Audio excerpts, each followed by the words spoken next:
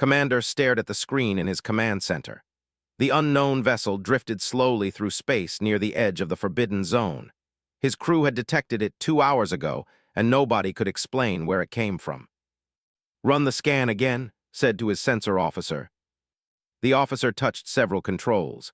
"Same results, Commander. The ship is operational. Life signs detected. 7 beings aboard." Felt his throat tighten. The Forbidden Zone surrounded Sol 3, a planet the Galactic Council had classified as a Class 15 just 6 months earlier. Class 15 was the highest danger rating possible. The survey team had taken one look at the planet and recommended immediate quarantine protocols. No contact, no interference. Let the species develop alone or die trying. Yet here was a vessel, a ship that had clearly come from that terrible world. "Show me the exterior again," ordered. The screen changed to display a close view of the ship. It looked wrong. The hull was assembled from mismatched pieces that had no business working together. Could identify parts from mining equipment, sections that looked like transport modules, and pieces he could not identify at all. The whole thing appeared to be held together by welds and hope. "That ship should not be able to fly," said N, the junior science officer. She was young and spoke her mind too freely, but she was rarely wrong. "The components are incompatible. The power distribution makes no sense. The hull integrity is barely acceptable." "But it does fly," said quietly. "Yes, Commander, it does." Access the files on Sol 3 and its dominant species. Humans. The word felt strange even thinking it. The survey had been brief but thorough. Sol 3 had crushing gravity compared to most inhabited worlds. The atmosphere promoted rapid oxidation of materials. Weather patterns included violent storms that could destroy entire settlements. The native wildlife consisted of predators and prey locked in constant deadly competition. Diseases flourished in the warm, wet environment. The survey team had concluded that any species evolving on Sol 3 would be either extremely dangerous or extremely desperate. Probably both. The quarantine was meant to protect the galaxy from whatever humanity might become. "Sir, the radiation levels inside that ship," N said, checking her instruments. "They would kill most of us within hours. The gravity plating is set to Sol 3 standard. That's nearly double our comfortable range." "Could they be in distress?" asked another officer. N shook her head. "The life signs are strong, all 7 read as healthy. They're moving around freely inside the vessel. I'm detecting food preparation, conversation, normal activity." "Made a decision. Deploy a probe. I want interior footage." The probe launched silently and approached the human vessel. Its cameras were excellent, designed to gather intelligence without detection. Within minutes, images began streaming back to the command center. The interior of the human ship looked like organized chaos. Cables ran along walls in paths that ignored standard safety protocols. The lighting was too bright for size. Equipment was bolted to every available surface. But what caught his attention were the decorations. Humans had painted images on their walls, pictures of their world showing blue skies and green landscapes. Photos of other humans, probably family members, were attached near workstations. Hand-drawn artwork depicted scenes of beauty that seemed impossible for a Class 15. "They've made it home," N whispered. The probe's audio picked up sounds from inside. Music was playing, something with rhythm and melody that seemed almost cheerful. Humans were talking and laughing. One of them, a female, was reviewing plans on a computer screen. A male walked past carrying food. "Focus on what they're doing," ordered. The probe adjusted its view. The female human was studying blueprints for modifications to their ship. Enhanced the image. The plans showed expansions to what looked like a medical bay. The room they were designing was far too large for a crew of 7. Another human, male, was arguing with someone in another section of the ship. The audio was clear enough to understand through the translation software. "We need better communications equipment before anything else, Jack. We need more living space. Look at these plans. We're talking about helping hundreds of people eventually. We can't help anyone if we can't talk to them. Communications first." Replayed that section twice. Helping hundreds of people, what were these humans planning? The probe continued recording. It captured images of a hydroponics section where humans were growing plants that the database could not identify. A classroom area with empty seats and teaching materials. Living quarters that seemed designed for families, not a military crew. This is not an exploration vessel, N said. This is something else. Agreed, but what? A third human entered the camera's view. He was older than the others, with gray in his hair. He carried a toolkit and began working on a wall panel. The way he moved showed comfort with the environment. No fear, no hesitation, just a man doing routine maintenance on his ship. Pull up the projections, said. When did we estimate Sol 3 would achieve space flight capability? An officer accessed the files. Conservative estimate was 40 to 60 years, Commander. Optimistic projection was 20 to 30 years. This vessel is here now. Yes, sir. Watch the humans continue their daily activities. They look so ordinary. They ate together, shared jokes, worked on their projects. Nothing about them suggested the hardened survivors of a Class 15, yet the facts were undeniable. These beings had evolved in conditions that would kill most galactic citizens. They had built a functioning starship from salvaged parts. They had reached space decades before predictions said they should. Commander, we need to report this to the Council, N said. I know. Begin composing the message. Include all sensor data and probe footage. While N worked, continued studying the humans. The female named had moved to the medical bay. She was organizing supplies and reviewing what appeared to be medical texts on a computer.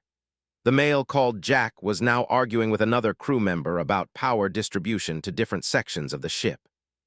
Another human, a male named Peter, entered the command area of their vessel. He sat down at the communications station and began adjusting controls. For a moment, wondered if the humans had detected the probe. But Peter was working on something else, apparently trying to improve their receiver's range. Message ready, Commander, N reported. Reviewed it quickly. The message was professional and included all relevant data. It also included his recommendation: establish contact carefully. The humans had not shown aggression. They had not violated Council space. They were simply there, existing in their impossible ship, apparently planning something that involved medical facilities and living quarters for hundreds. Send it with priority coding, ordered. The message transmitted instantly through the Council's faster-than-light communication network. Knew it would reach the Council chambers within hours. They would convene an emergency session. Hundreds of species would debate what to do about the humans. In the meantime, he had a decision to make. Continue observing or make contact immediately. The probe sent back more footage. A human named Vincent was in the engine room, making adjustments to systems that should not work together. He was humming while he worked, completely at ease despite being surrounded by jury-rigged equipment that violated every safety standard new. Sir, I'm detecting increased activity in their communications array, an officer reported. They're preparing to transmit something. To where? Back toward Sol 3, Commander. Looks like a general broadcast. Leaned forward. What are they saying? The translation came through moments later. Peter's voice was calm and filled with emotion. This is the vessel Hope's Reach calling Earth. We've traveled further than any human before. We're safe. We're healthy. The ship is holding together better than we hoped. Tell the families we're thinking of them. Tell the children we're going to bring back help. We promised we'd try, and we're keeping that promise. The transmission ended. Silence filled command center. They named their ship Hope's Reach, N said softly. Looked at the image of the human vessel drifting in space. It was crude and impossible and should not exist. But it did, and the humans aboard had named it Hope. Maintain observation, he ordered. No contact until we receive orders from the Council, but keep all weapons locked down. I don't want any accidents. Yes, Commander. Settled back in his chair and watched the humans continue their work. Whatever the Galactic Council chamber was filled with representatives from 300 species. The emergency session had been called within hours of Commander's report. Now voices rose and fell in waves as different factions argued about what to do with the humans. High Diplomat Ara of the enlightened world stood at her podium. Her species was known for caution and long-term thinking. The preservation directive is clear. Class 15 species must be contained until they prove themselves non-hostile. History supports this policy.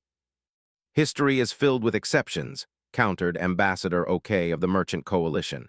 His species valued trade and opportunity above all else. These humans haven't shown aggression. They haven't left their system. They've violated no laws. We should make contact and assess their intentions. Assess their intentions? Ara's voice carried disbelief. They come from a world so hostile that our survey team recommended maximum quarantine. They achieved space flight decades before our projections. They built a vessel that defies our engineering principles. These are not the actions of a peaceful species. These are the actions of a determined species, OK replied. There is a difference. The debate continued for hours. Some species wanted immediate military intervention. Others suggested simply ignoring the humans and hoping they would return to their world. A few voices, mostly from younger species, argued for peaceful contact. Dr. the Council's chief finally requested permission to speak. The chamber quieted. Her opinion carried weight. I have reviewed all available data on humanity and their world, she began. Sol 3 is indeed a Class 15 environment. The gravity would incapacitate most of us. The atmospheric composition is corrosive over time. The weather patterns include storms of devastating power. The native life forms are primarily predatory. Disease is rampant. Thank you for confirming the danger, Ara said. I was not finished, Doctor continued. I have also reviewed the probe footage extensively. The humans aboard that vessel show no signs of military organization. Their ship, while functional, is clearly not designed for combat.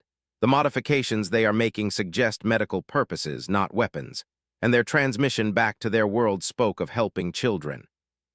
Words can be deceptive, another representative said. True, but behavior is harder to fake. Those humans are comfortable in their environment. They eat together. They laugh. They argue about priorities like any normal crew. They have decorated their ship with images of beauty, not conquest. I believe we should make contact. The debate resumed with renewed intensity. Finally, a compromise was reached. The council would broadcast a message to the human vessel. They would offer peaceful greetings and request dialogue, but they would maintain safe distance. No physical contact, no sharing of technology, just conversation to determine human intentions. Commander was given the task of composing the message. He spent an hour crafting words that conveyed greeting without promising friendship, curiosity without commitment. The message was translated into human languages using samples from Earth's radio broadcasts. The transmission was sent. Now came the waiting. The humans responded in 11 minutes. This is Peter Williams speaking for the crew of Hope's Reach. We are so glad to hear from you. We weren't sure anyone was out here. Thank you for reaching out. We come in peace and friendship. The voice was warm, enthusiastic, not at all what the council expected from a species. We are here on a mission, Peter continued. We need help and we're hoping you can provide it. Do you have medical supplies we could trade for? Medicine? Knowledge about treating diseases? We can offer what we have in exchange. The council chamber erupted in confusion. Medical supplies? This was their opening request. Responded carefully. This is Commander of the Galactic Council. We received your message. Can you explain why you need medical supplies? There was a pause. Then Peter spoke again and his voice carried a different tone now. Serious, determined. Commander, I don't know how much you know about Earth. Our world is harsh. Beautiful, but harsh. Millions of our children die every year from diseases that could be prevented or cured with better technology. Millions more suffer from conditions we can't treat properly. Our planet's nations are too divided to unite for space exploration. They spend resources on old conflicts instead of helping their people. Peter stopped, took a breath, and continued. 6 of us decided we couldn't wait anymore. We bought a decommissioned cargo ship with our savings. We taught ourselves engineering from whatever sources we could find. We spent 6 years building Hope's Reach in an old industrial complex that nobody was using. Our mission is simple. We want to find advanced civilizations and learn from them. We want to bring back medical knowledge, sustainable technology, anything that could help Earth's children survive. The council chamber was completely silent now. We're not explorers seeking glory, Peter said. We're not a military force. We're just people trying to save lives. So yes, Commander, we need medical supplies, we need knowledge, we need help, and we're willing to do whatever it takes to get it. Another voice joined the transmission, female, calm, and professional. My name is Hayes. I'm a medical doctor trained in emergency medicine. I can provide details if you want them. Earth's hospitals lack basic resources by what I assume are your standards. We watch children die from infections that probably seem trivial to advanced species. We make impossible choices every day about who gets treatment and who doesn't. We lose patients we should be able to save. His voice remained steady, but emotion was clear underneath. I've worked in 3 different hospitals. I've seen thousands of children die. Preventable deaths, treatable conditions. We do our best with what we have, but our best isn't good enough. That's why I'm here. That's why all of us are here. We need to do better. Our children deserve better. A third voice spoke, male, younger. This is Vincent Park. I'm the chief engineer. I know our ship looks strange to you. We built it from parts that weren't designed to work together. We tested every system hundreds of times because we couldn't afford failure. We still can't. 7 humans carrying the hopes of billions who don't even know this mission exists. That's what we're doing out here. The council representatives looked at each other in confusion. This was unprecedented. Species were supposed to be aggressive, territorial, dangerous. These humans were asking for medicine. Ambassador OK spoke into his communication device. Peter Williams, why did your governments not organize this mission? Why did private citizens build a starship? Peter's laugh was bitter. Ambassador, our governments are busy with other priorities. Earth has nearly 200 separate nations. Most of them don't trust each other. Some are actively hostile. They spend enormous resources on weapons and borders. Space exploration is expensive and doesn't offer immediate returns, so it doesn't happen. Then how did you succeed? OK asked. We decided it was possible and we made it happen. That's how humans work, Ambassador. Earth doesn't give us anything easy. We have to fight for everything we get. We adapt or we die. Building Hope's Reach was just another adaptation. Doctor accessed her terminal and pulled up statistics on human child mortality. The numbers were staggering. By galactic standards, Earth was experiencing a constant disaster. Yet humans weren't abandoning their weak. They were trying to save everyone. High Diplomat Aura requested a private consultation with her advisors. The council went into recess. 90 minutes later, they reconvened. Aura addressed the chamber. We face a unique situation. The humans have forced us to make a choice. We can enforce quarantine and condemn billions to preventable deaths, or we can offer assistance and risk sharing technology with a potentially dangerous species. I propose a test, she continued. We offer the humans one piece of technology, something useful but limited.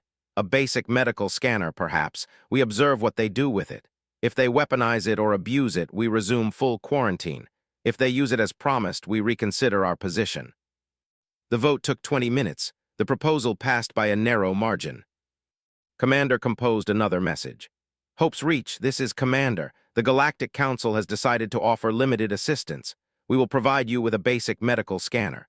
This device can diagnose most common diseases and suggest treatments. It is simple, reliable, and cannot be weaponized.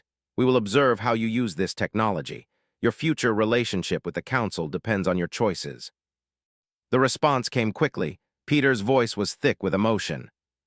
Commander, thank you. Thank you so much. I need to know how quickly we can get this back to Earth.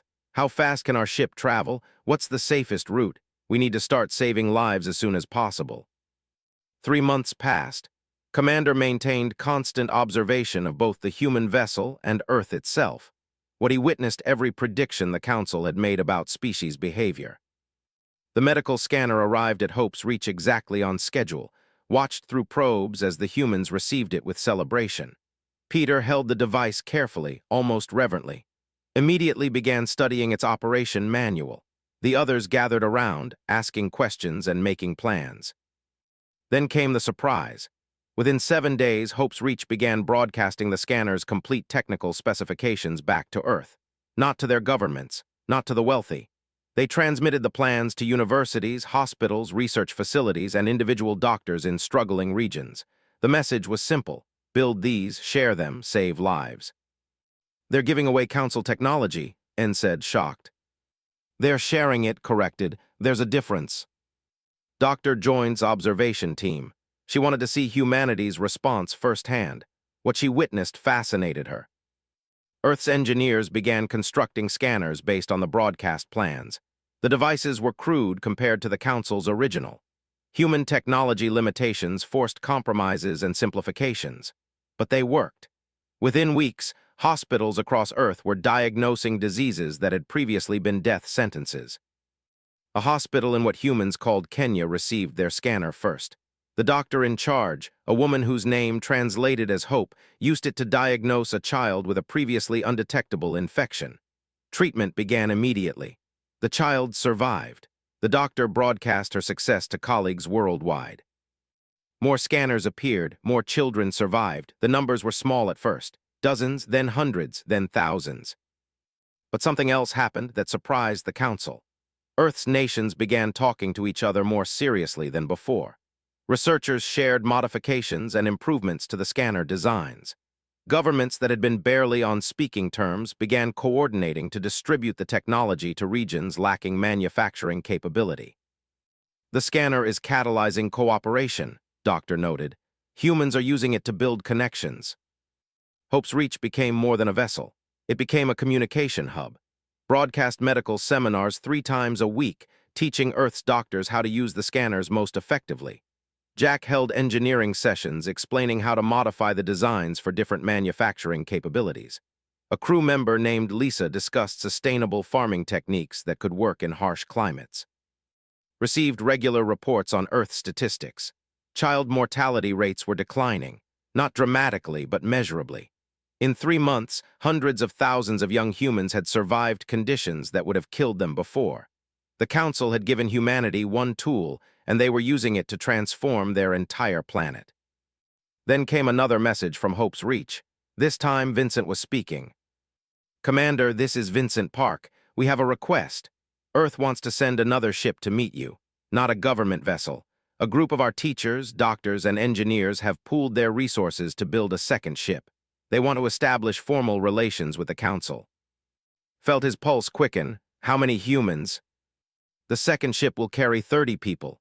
They're volunteers. We're transmitting detailed files on each person. Psychological profiles, medical histories, background checks. We know you need assurance that we're trustworthy. We're providing everything we can." The files arrived within minutes. Reviewed them with growing amazement.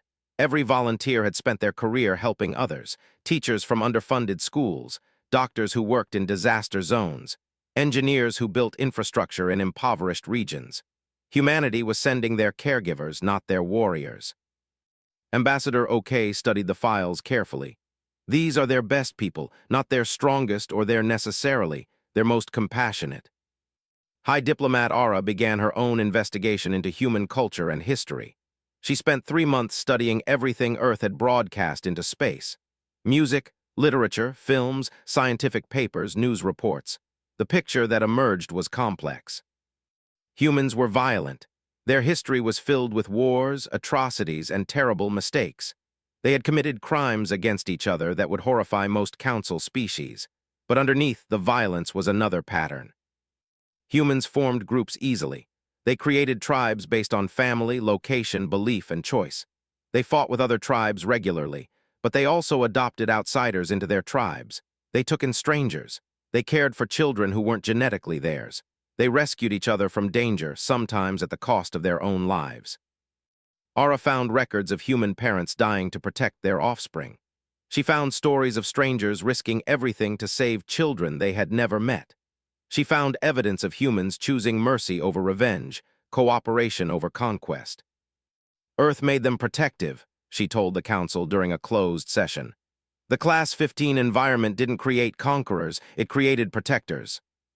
She presented her findings formally. Humans evolved on a world that constantly threatened their young. Predators, disease, weather, all of it targeted the most vulnerable. Human response wasn't to abandon the weak. It was to defend them more fiercely. Human parents die for their children. Human societies, despite all their flaws, generally agree that protecting the young is paramount. Another Council member challenged her, "But they fight each other constantly." "Yes," Ara agreed, "but examine who they fight for. Usually they claim to be protecting their own group, their own children, their own way of life.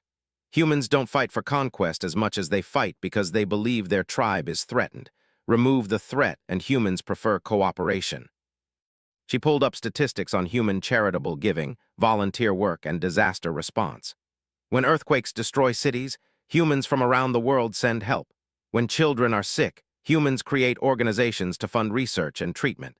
When refugees flee war, humans debate fiercely about whether to help them, but millions choose to offer assistance despite their government's positions. "What is your conclusion?" asked another representative. Humanity extends parental protection to everyone they consider part of their tribe, and their tribes can be surprisingly large. Give them a scanner and they share it with the entire species. Ask them for help and they send their caregivers. The question isn't whether humans are dangerous. All species are dangerous. The question is what motivates them. She paused, then continued. Peter Williams' final message before Hope's Reach began its return to Earth was this: Earth tried to kill us for millions of years, and we decided to take care of each other instead. We'll do the same out here. I believe he meant it. The council debated for 2 full days. Finally, another vote was called. The resolution passed with a strong majority. Humanity's quarantine would be lifted. Formal first contact protocols would begin, but the council added an unusual stipulation. Commander transmitted the decision to Hope's Reach. Peter responded immediately. "Thank you, Commander. What's the stipulation?" The Council recognizes that humanity has unique experience surviving in hostile conditions. You are being offered a role as integration specialists. When we encounter other species from harsh worlds, humanity will help make first contact. You'll teach survival techniques, share adaptation strategies, and help integrate species that might otherwise remain quarantined. There was silence on the other end. Then Peter spoke, and his voice was full of wonder. "You want us to help other species like us, species from difficult worlds. Yes, you understand their challenges better than we do. You can communicate with them as equals." "Commander, we accept. When do we start?" Allowed himself a small smile. "Your second ship will arrive in 4 months. We'll begin training then. In the meantime, continue your current work. The medical knowledge you're sharing is valuable." Doctor had one more question for the humans. She opened a private channel too. "Dr. Hayes, I need to understand something. Your world is harsh. Your people suffer. Yet you share everything you learn. Why? You could keep the scanner technology, use it to gain advantage over other human nations." His answer was immediate. "Because children are dying, Doctor, not just our children, all children. Every child that dies from something we could prevent is a failure. Humanity has failed enough. We're trying to do better. But other human nations compete with yours." "Yes, and that's stupid. We know it's stupid. Most of us know it. But changing entire civilizations takes time. In the meantime, we do what we can. We save who we can save. We share what we can share. Maybe eventually everyone will realize we're all on the same side." Doctor ended the transmission and turned to. "They really believe it. They think everyone is on the same side." "Maybe on a Class 15 everyone is," said. "When the planet itself is trying to kill you, other humans probably seem less like enemies and more like fellow survivors." The observation continued. Hope's Reach prepared for its journey back to Earth. The crew planned their return carefully, calculating fuel reserves and optimal routes. They talked about what they would tell people, how they would explain the Council, what it meant for humanity's future. But mostly they talked about the children they would save, the diseases they could now treat, the lives that would continue because 7 ordinary people had refused to accept that nothing could be done. 6 months after first contact, Hope's Reach returned to Council space. Commander expected 1 ship. Instead, his sensors detected 4 vessels approaching the designated meeting point. "Confirm that reading," he ordered. "Confirmed, Commander. 4 human ships, same design philosophy as Hope's Reach, all operational." Studied the sensor data. 3 additional ships had accompanied the original vessel. Each was built to the same impossible standards, mixing components that had no business working together. Humanity had not just built 1 starship, they had built 4. "Open communications," he said. Peter's voice came through clearly. "Commander, this is Hope's Reach. We brought company. Earth's nations still haven't fully united, but they coordinated enough to send a proper delegation. Permission to approach the station." "Permission granted. Welcome back, Peter Williams." The 4 ships moved toward Harmony, a facility the Council had constructed specifically for human interaction. The station maintained Earth-standard gravity and atmosphere in designated sections, carefully separated from areas designed for other species. It had taken 3 months to build and represented a significant investment. The first ship docked smoothly. The second followed with slightly less grace. The third required 2 attempts. The fourth made it on the 4th try, which prompted laughter from the human crews over the open channel. Sorry about that, a new voice said. This is Karen Foster commanding the medical vessel Healing Hand. We're still learning how to dock these things properly.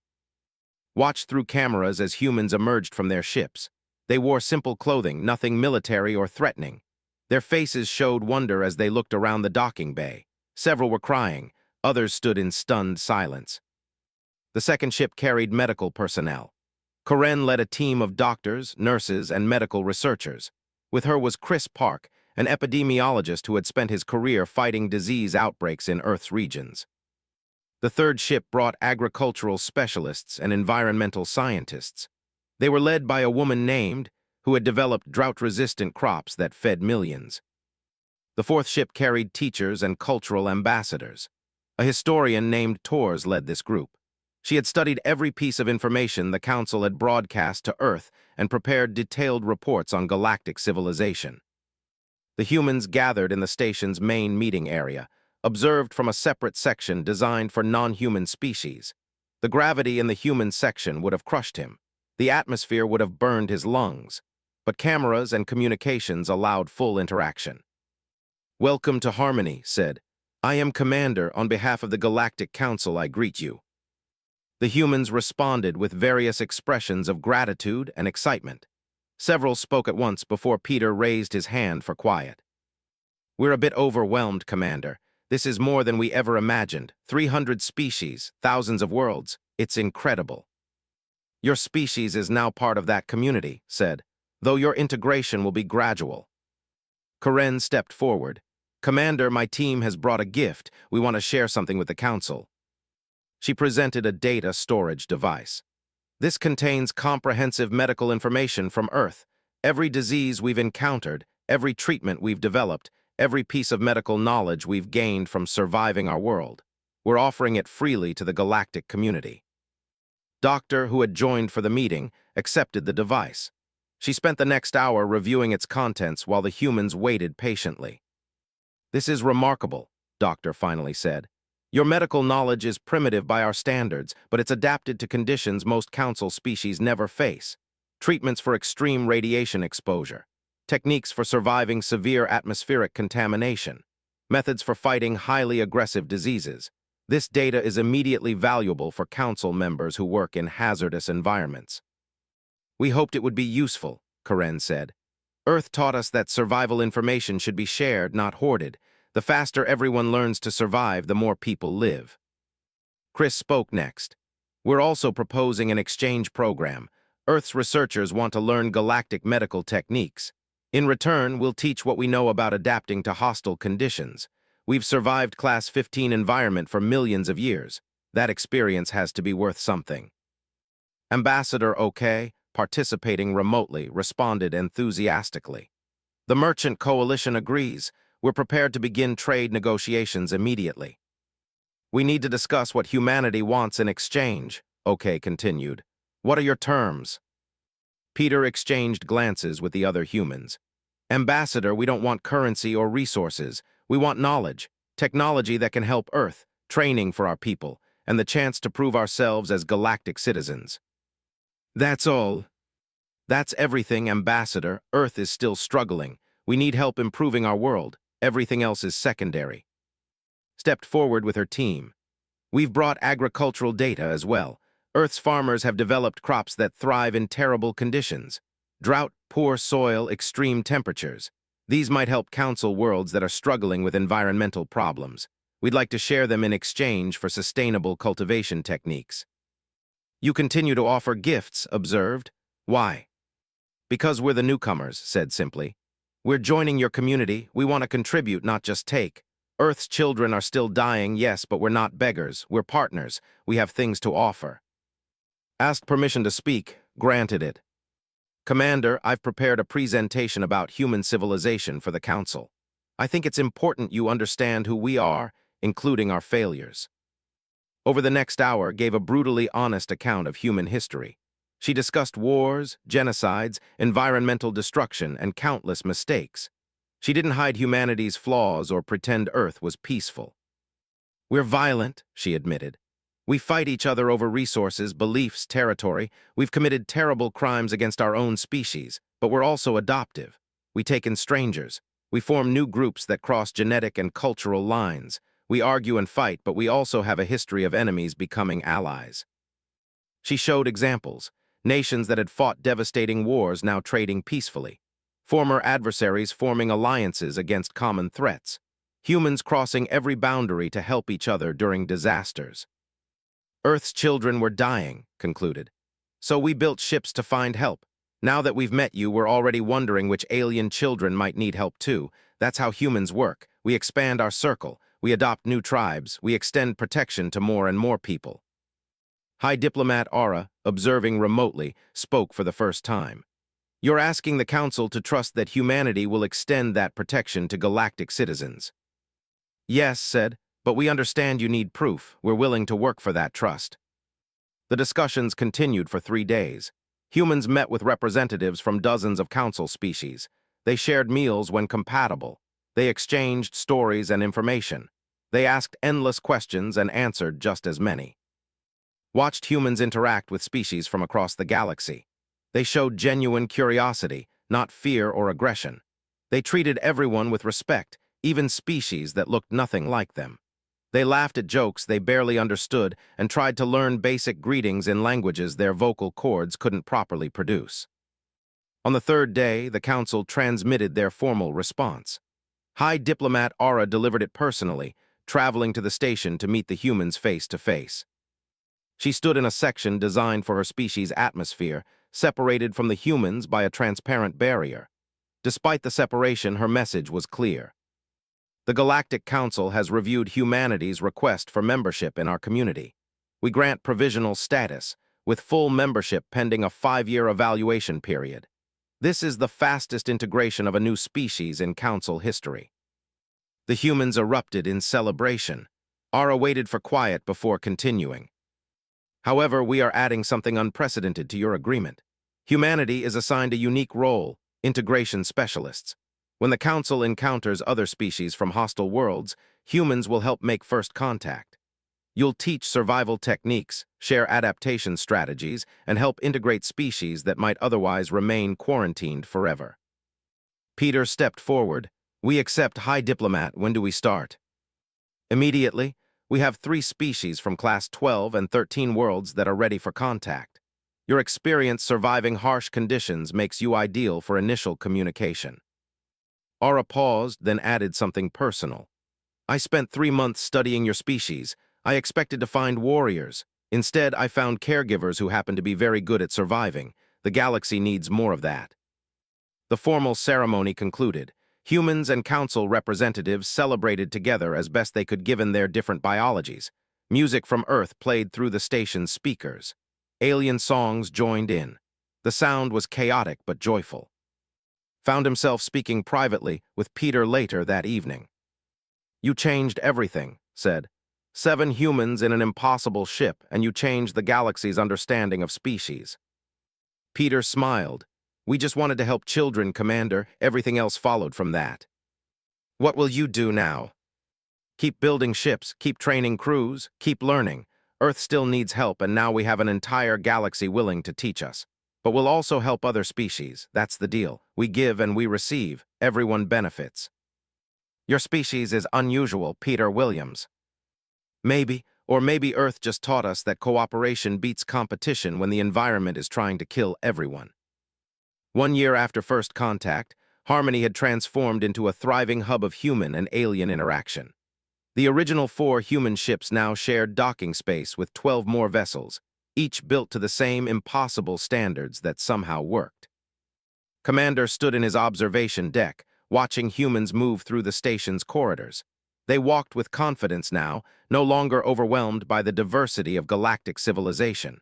They greeted alien species casually, having learned which gestures were friendly and which were offensive. They belonged here.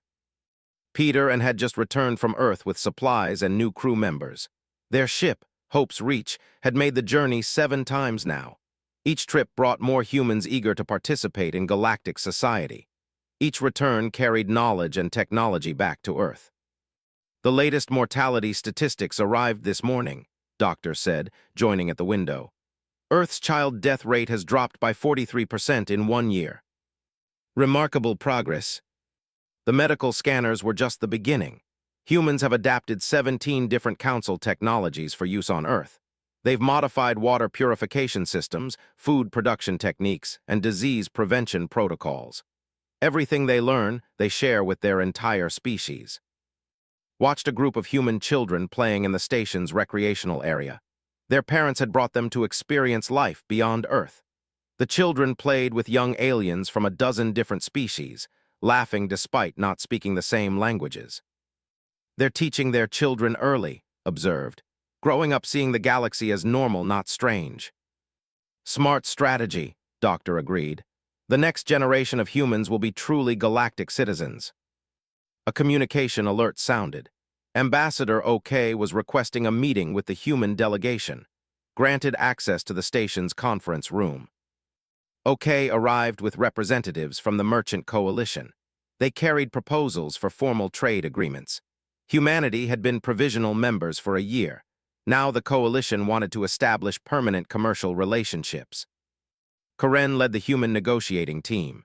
She had proven skilled at understanding alien economics and cultural expectations. Chris joined her, along with and several newer arrivals from Earth. We're prepared to offer humanity full trading status, OK began. Your species has demonstrated reliability and good faith. We want to expand our relationship. We appreciate that, Ambassador, Karen said. What are you proposing? Standard trade routes between Earth and Coalition worlds. Exchange of goods, services, and knowledge. Earth's agricultural products are already in demand. Your medical research has practical applications. We can offer advanced manufacturing, energy systems, and continued access to galactic knowledge bases. What about the exchange rate? Asked a human economist named Greg. Earth's economy is still developing compared to galactic standards. We need favorable terms or we'll be permanently disadvantaged. OK nodded. We're prepared to offer developmental rates for the first 20 years. This gives Earth time to build infrastructure and establish production capabilities.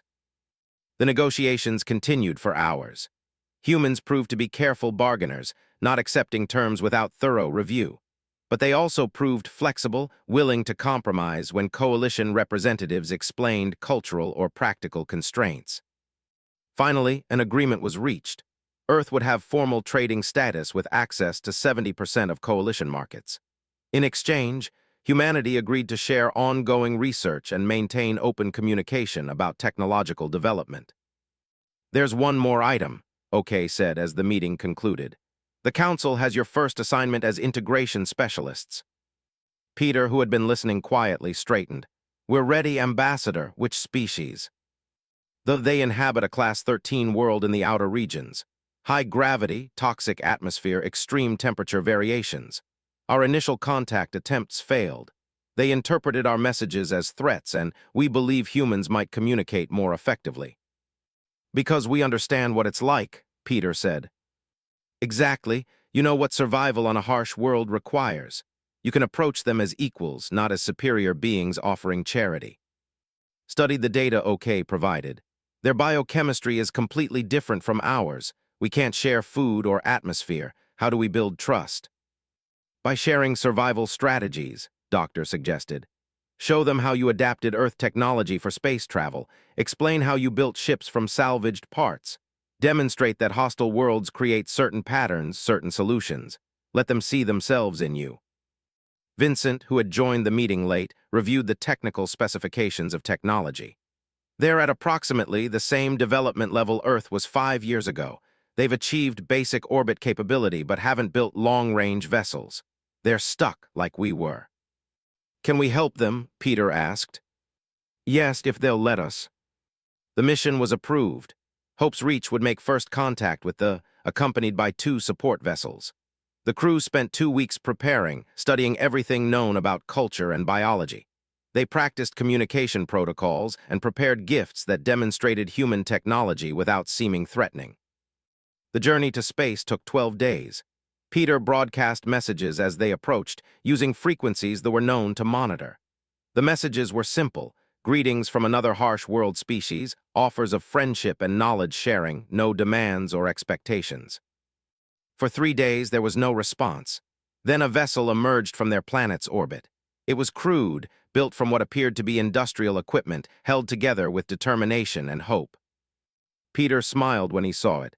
That could be our ship's twin, same design philosophy. Survival engineering, Vincent said. Use what you have, make it work, adapt or die. The finally responded. Their language was harsh, full of sounds human vocal cords couldn't reproduce. Translation software converted it to something understandable. Who are you? Why do you come to our world? We are humans from Earth, a class 15. We come as friends. We know what it's like to survive on a world that wants to kill you. We want to share what we've learned. Silence, then. You lie, advanced species don't help, they conquer or ignore. Peter thought carefully about his response. We're not advanced, we're survivors like you. 1 year ago we were where you are now, stuck on our harsh world watching our children die unable to reach the stars.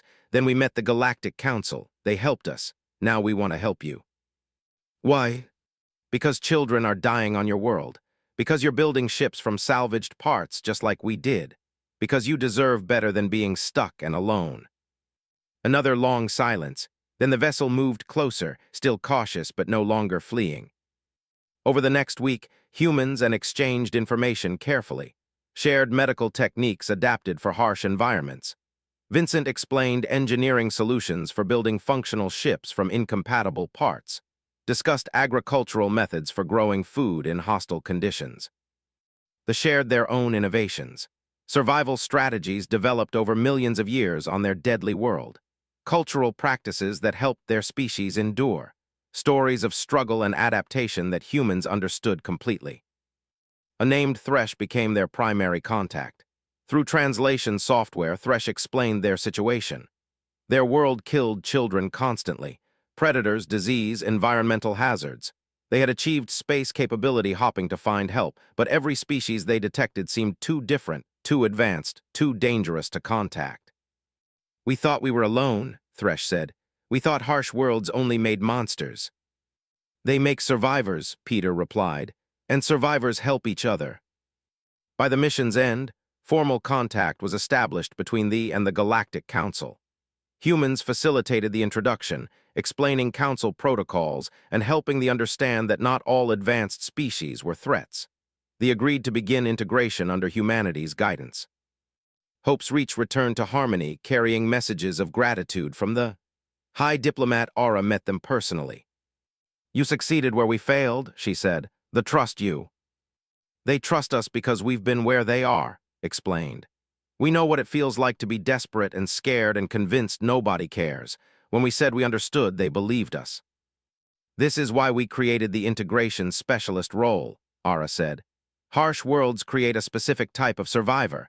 Only you can truly communicate with them. She paused, then added, there are 47 known species from Class 12 through 15 worlds. Most are quarantined. With humanity's help, we can bring them into the galactic community. We'll need more ships, Peter said. More trained crews, this is going to take time. Earth is already building them, Aura replied. Your governments have finally started coordinating. They see the value in what you've accomplished. 6 new vessels are under construction with more planned. Vincent laughed. It only took meeting 300 alien species to get Earth's nations working together. Common purpose creates unity, Aura observed. Humanity has found its purpose, helping species like yourselves. The formal meeting ended, but Peter remained behind to speak with privately. Commander, I need to ask you something. That first day when you found Hope's Reach drifting near Earth, you could have destroyed us. Quarantine protocols would have justified it. Why didn't you? Consider the question carefully. I saw your ship. Impossible, crude, held together by determination. I saw your crew eating together, laughing, decorating their walls with images of home. I saw the medical bay you were building, far too large for 7 people. And I wondered what kind of species builds a rescue ship as their first venture into space. So you gave us a chance. I gave you an opportunity to prove what you were. You proved to be exactly what you appeared, people trying to save children. The galaxy needed to see that species could be something other than threats. Peter smiled. We're still learning, Commander. Earth is still struggling. We make mistakes constantly, but we're trying. That's all anyone can ask.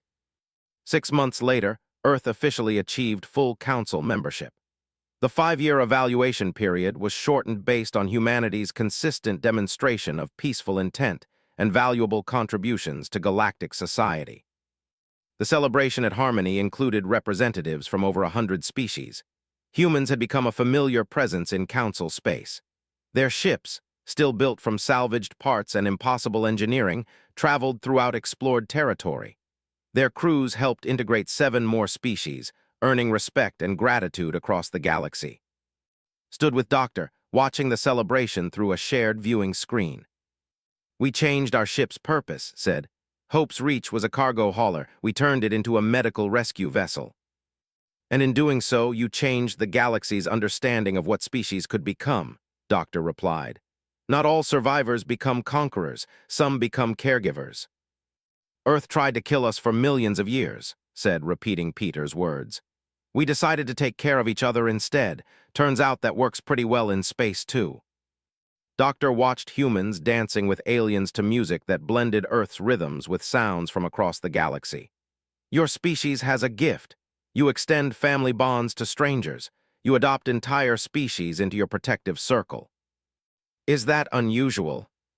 "Very. Most species protect their own and tolerate others. Humans protect everyone they consider part of their group, and your group keeps getting bigger." Smiled, "There are a lot of children in the galaxy who need help. We've got work to do." The celebration continued into the night. Humans and aliens shared stories, made plans, and built friendships that would shape the galaxy's future. Hope's Reach sat in its docking bay, and worn from constant travel, still held together by welds and determination. It was just a cargo hauler that 7 humans had refused to accept as merely a cargo hauler. They had transformed it into something more, a symbol of what was possible when survival training met compassion, a vessel that carried hope across the stars. And the galaxy would never be quite the same. Considered that, perhaps humanity's greatest strength wasn't their ability to survive harsh conditions. Perhaps it was their refusal to survive alone.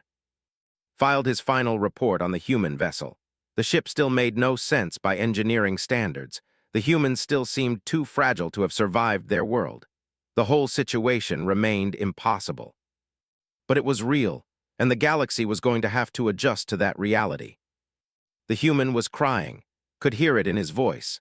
A being from one of the most dangerous worlds known to the Council, crying with gratitude over a basic medical scanner. "We will transmit specifications and usage instructions," said. "The device will be delivered to your vessel within 6 hours." "Thank you, Commander. You have no idea what this means." But as watched the probe footage of humans celebrating aboard their impossible ship, he thought perhaps he did understand. These were not conquerors. They were rescuers, and that might be even more dangerous in its own way. Were planning, whatever had driven them to build an impossible ship and venture into space. It involved helping children and keeping promises. The Council was going to have a very interesting debate.